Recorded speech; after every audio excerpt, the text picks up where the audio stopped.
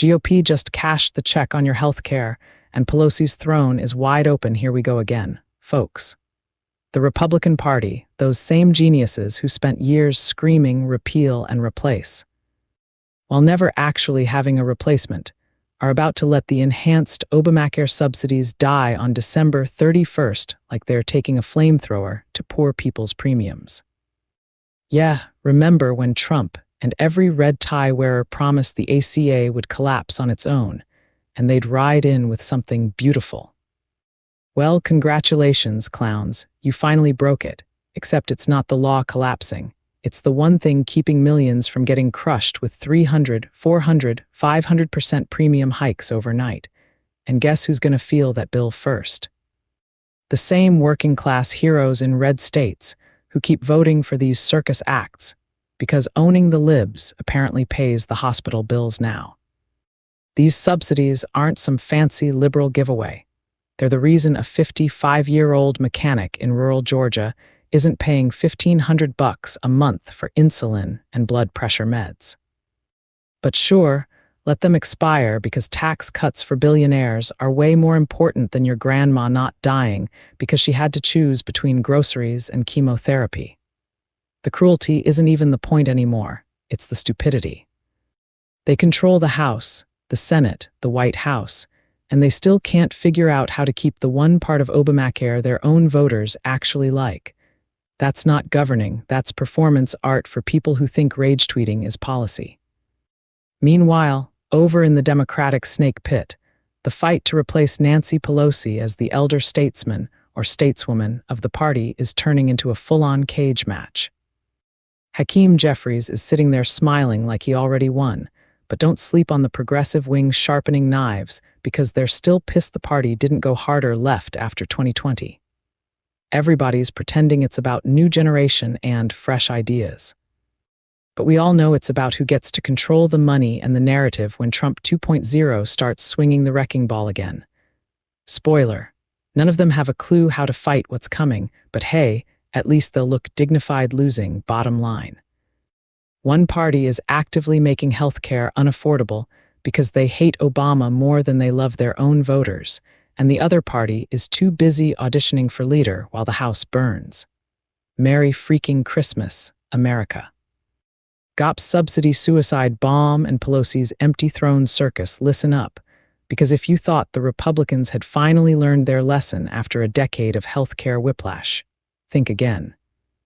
As these clowns in red ties are barreling full speed toward letting those enhanced Obamacare subsidies flatline on December 31st, leaving about 22 million everyday Americans staring down premium spikes that could triple their monthly bills overnight. All because Trump just barked at his party to waste no time on extending what he calls a giveaway when he wants the cash shoveled straight back to folks in some vague, pie-in-the-sky way that smells like another empty promise from a guy who couldn't replace the ACA if his spray tan depended on it. We're talking real pain here, not some abstract policy debate, like that single mom in Florida scraping by on waitressing tips who suddenly faces an extra $500 a month for coverage she thought was locked in. Or the diabetic trucker in Georgia watching his copays balloon because the GOP's idea of reform is slapping health savings accounts on bronze plans that leave you drowning in deductibles before you even see a doctor.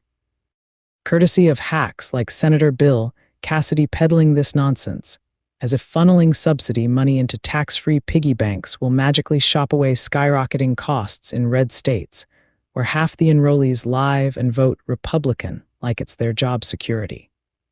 And don't get me started on the infighting that's got the party fracturing faster than a cheap MAGA hat in the rain, with Freedom Caucus hardliners like Chip Roy foaming at the mouth to let the whole thing burn because it's Cavadira inflation.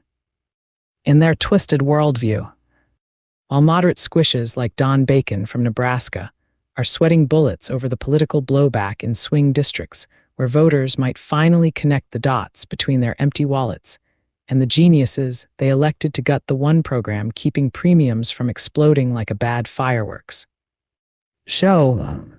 Trump, of course, is playing kingmaker from his golf perch, nixing any clean extension, because why solve a problem when you can virtue signal about fraud and immigrants who aren't even eligible anyway? Even as analysts scream that this mess will uninsured 4 million more people by 2034 and hit Southern Republican strongholds hardest, turning states like Texas and South Carolina into premium hellscapes where the working stiffs who chanted, "Lock her up," end up locked out of basic care. Over on the blue side, it's no less of a dumpster fire, with Nancy Pelosi's retirement bombshell last week lighting the fuse on a succession scrap that's basically the Democratic Party's midlife crisis in real time. Pitting establishment darlings against the firebrand kids who think the old guard's too busy glad-handing donors to actually fight the fascist fever dream rolling back into the White House. You've got Scott Wiener, the slick state senator who's been shadowboxing for this San Francisco seat since forever, pitching himself as Pelosi too. Zero with a moderate twist on housing and healthcare, ready to carry the torch without burning down the house. But then there's Saikat Chakrabarty, that ex-AOC brainiac and tech millionaire who's self-funding a crusade to root out corruption. And nuke big money from politics, promising to turn the district into a progressive war room against Trump's ballroom buddies, while Wiener's crew whispers he's just another ambitious climber. Throw in whispers of London Breed jumping from mayor's office or Connie Chan rallying the Labour left, and it's clear this isn't just about one seat. It's the whole damn party, soul-searching whether to double down on the Clinton-Obama pragmatism that got them shellacked or go full squad revolution with public financing and anti-corpo fire. All while Hakeem Jeffries watches from leadership like a referee too scared to call fouls as the generational knife fight spills into next June's primary. What a joke, right? With one side torching the safety net their base relies on because hating Obama still trumps helping their own, and the other two wrapped up in ego duels to forge a blade sharp enough to carve back power from the orange overlord's grip, leaving the rest of us wondering if anyone's left in Washington who gives a damn about governing instead of grifting. Snaps big gutting. Dead folks dining on your dime, says Trump Cruo, for the love of cheap ramen and empty fridges. Here we are in the glorious Trump 2. Zero era where the USDA's new boss lady, Brooke Rollins, is straight up declaring war on SNAP like it's some bloated welfare scam instead of the lifeline, keeping 42 million Americans from choosing between gas for the car and milk for the kids, announcing on Fox Business that they're gonna completely deconstruct the whole damn program, because apparently spotting fraud is code for starving out the poor while patting themselves on the back for saving pennies on the taxpayer dollar. Rollins, that sharp-elbowed Texas transplant who's never met a social safety net she didn't want to shred, dropped this bomb on Larry Kudlow's show, whining about how 186,000 dead people are supposedly cashing in SNAP checks, and another 500,000 are double-dipping across state lines like it's a buffet of government cheese. All while fresh USDA numbers scream that fraudulent claims jumped to over 226,000 approvals and 691,000 shady transactions in the first quarter of 2025, racking up a cool $102 million in losses that they blame on everything from cloned EBT cards to states too lazy to update their zombie lists. But hold up, because this isn't just some audit gone wild. It's a full-on demolition derby timed perfectly with that Democrat-fueled government shutdown that had SNAP payments slashed to 65% of normal for November, forcing states to scramble like headless chickens to issue partial benefits, while families in places like rural Alabama or urban Philly stare at grocery lines wondering if the One Big Beautiful Bill Act from July really meant a $186 billion chainsaw to food aid under the guise of work requirements that hit parents and seniors hardest, making even the working poor jump through hoops like proving job hunts every damn month just to keep the lights on.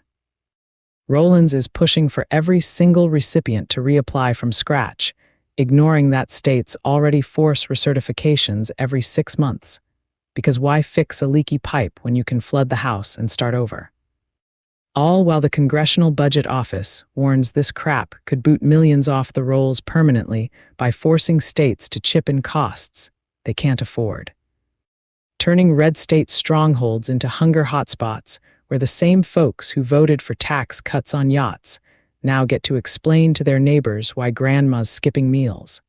And let's not pretend this is about protecting the vulnerable. As Rollins loves to spin it, when the real game is slashing spending to fund more border walls or whatever fever dream the MAGA machine coughs up next, with fraud rates that were assumed. Before suddenly exploding under their watch, because outdated systems and zero accountability sound a hell of a lot like the mirror they're avoiding. Leaving low-wage workers in meat-packing plants or retail hell to foot the bill for a program that's kept child hunger down for decades, until these geniuses decided deconstruction beats actual reform. It's not policy, it's punishment, dressed up as fiscal responsibility for an administration that thinks cleaning up SNAP means hosing down the working class, while the fraudsters they claim to hate keep skimming in the shadows, all because admitting the system's flaws might mean spending $1 to save a family instead of grandstanding on cable news. What a masterclass in cruelty disguised as common sense, where the party of small government grows balls big enough to bulldoze the one thing standing between desperation and dignity, proving once again that if you're not rich, you're just collateral in their endless crusade against anything that smells like Obama-era compassion. Oh, and dearest MAGA, I was not talking to you. I just want to thank you all, like, share, and follow to stay connected.